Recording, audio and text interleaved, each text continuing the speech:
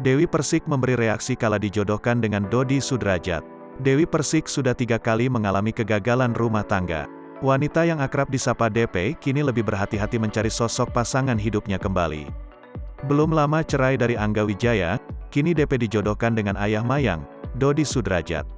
Nama Dodi Sudrajat mendadak jadi sorotan kala dijodohkan dengan Dewi Persik ex Angga Wijaya. Cerai dari Angga Wijaya, Dewi Persik bereaksi dijodohkan dengan Dodi Sudrajat.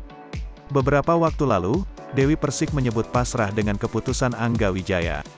Ia mengungkapkan akan menerima apa yang sudah jadi takdirnya. Namun perpisahan yang terjadi di antara Dewi Persik dan Angga Wijaya, kini jadi memanas. Satu persatu dari mereka mengungkapkan borok satu sama lain. Dewi Persik juga menyatakan Angga Wijaya bukanlah sosok yang dewasa. Cari yang dewasa, Dewi Persik malah dijodohkan netizen dengan Dodi Sudrajat. Dewi Persik yang selama ini selalu pasang badan membela Fuji akhirnya bertemu Dodi Sudrajat.